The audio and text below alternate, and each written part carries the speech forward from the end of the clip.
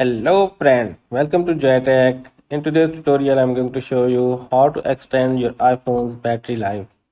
If you are looking to keep your iPhone battery health as long as possible, you can avoid most iPhone battery issue by taking a few simple steps like using optimized charging, avoid overheating your iPhones and not letting your battery drain to zero, and the two most important settings which I am going to tell you.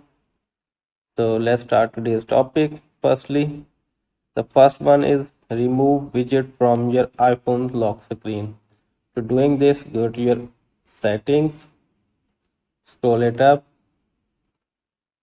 tap at your wallpapers, now tap at customize. Now page my screen, you can see widgets, simply tap at the widgets.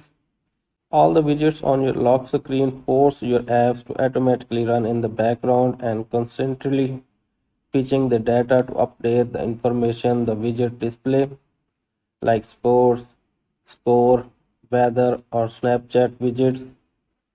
So avoiding this, you just simply remove the widgets from your lock screen.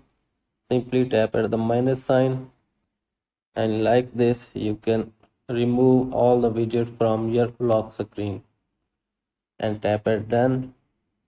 Now go back.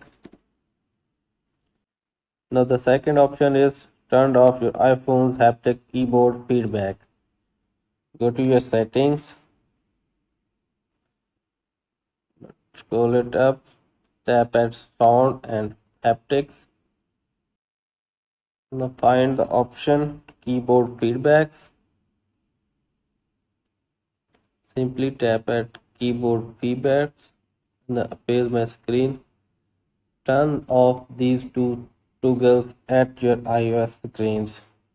According to Apple and Apple Sport page, the haptic keyboard might affect your battery life on your iPhones.